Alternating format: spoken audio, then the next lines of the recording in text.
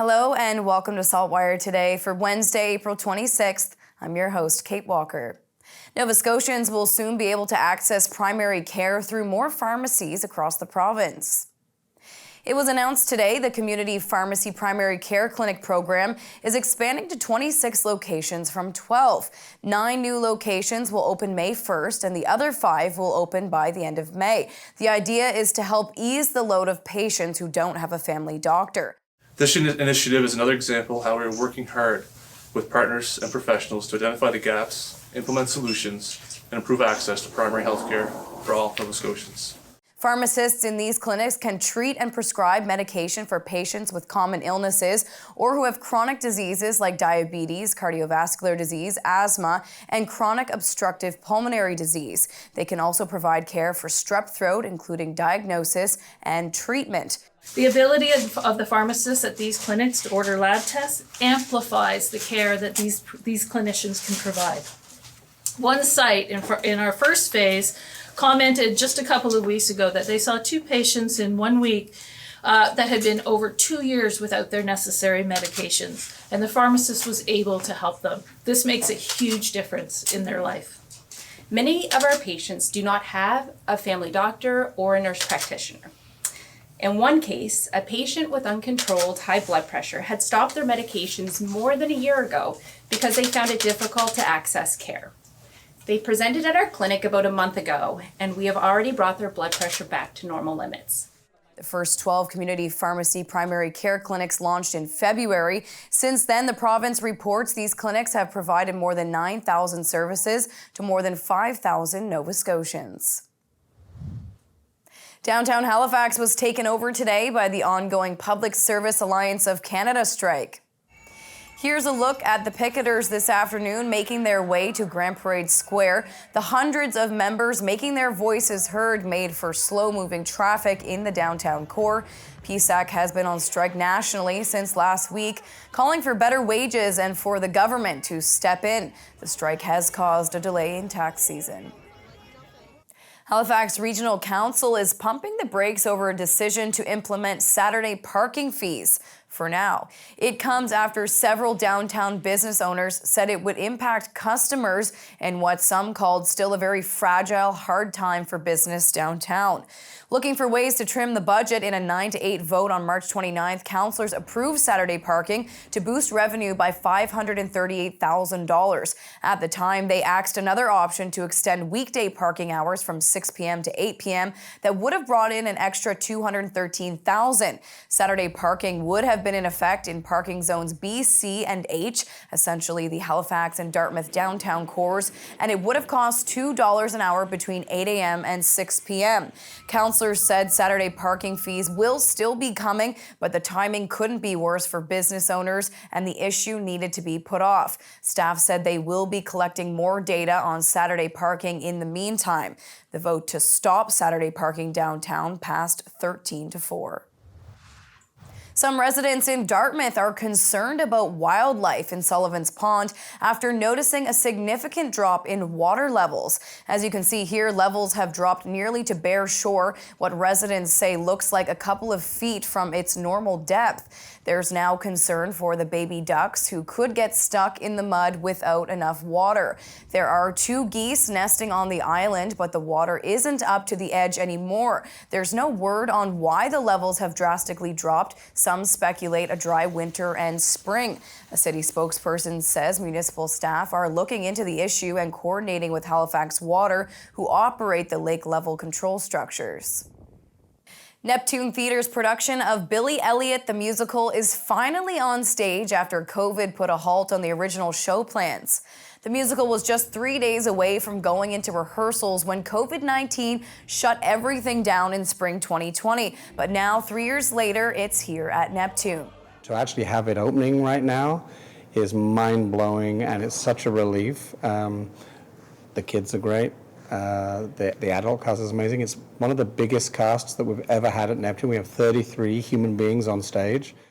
Originally released in 2000 as a British comedy drama film and set in County Durham during the 1984-85 miners' strike in northeast England, Billy Elliot is about a working-class boy's stumble from the boxing ring to the ballet studio and his newfound passion for dance.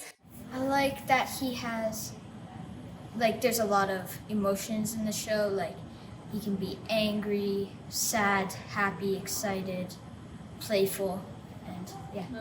One aspect of Billy I think I really can connect to is like his love for like dancing and ballet, and I feel the same way as well. Like I feel very like happy and joyful when I'm dancing. The show will be in Halifax until June 18th. It's time now for a glimpse of today's Thinking Out Loud with Sheldon McLeod. Today, Sheldon is speaking with Dartmouth councillor Tony Mancini about the review of policing in HRM. 2 years after you asked for that report, what in that document surprised you, if anything? Well, maybe if I could just delay that answer for a second. You know, the reason for the request of the report was I think we owe our residents of HRM, answer the question, do we have the right police service and model to service the residents of HRM? I mean, since amalgamation 27 years ago now, it's a different municipality. It truly is. And does this dual policing model work? I mean, when amalgamation happened, we combined in a whole bunch of other communities and villages and towns, a lot of them being rural, which had RCMP, with police force in Dartmouth and Halifax. And that model has been the model that people wanted to protect for a long time, particularly RCMP. So the question was, is this the right model? So your question was, any surprises? Well, the fact that they stated in the report and in the presentation of the council yesterday that we do not have an integrated model, it's no surprise, but it's a surprise that it was finally mentioned. We as council, and that work closely with policing, knew the model wasn't integrated, but even though it was portrayed that way in a lot of ways. And for Sheldon's full conversation, head to the opinion section of SaltWire.com. Time now for the Atlantic Sports Wire, presented by Scott Squires. Micah Anderson goes to Charles P. Allen High School in Bedford, and he plays basketball for the school squad. He's also committed to play basketball next season for the Mount St. Vincent University Mystics. I had a chance recently to chat with Micah and to ask him some quick questions. All right, Micah, let's do some quick questions. Are you ready? Yeah, I'm ready. Let's go. Here we go. What is your game day meal? I'd say I try to get a smoothie in me before the game. That's what I typically go to. What flavor? Mango, pineapple, something like that. What's your pump-up song or pump-up music that really gets you going before a game? I would say, I don't know, we play a lot of Lil Baby in warm-up, so we'll go Lil Baby for sure. Anything Lil Baby. If you weren't a basketball player, what would your next sport of choice have been? That's hard. Probably football. We'll go football. What position? Would you have been offense or defense? I'd probably be on defense. Yeah, probably defense for sure.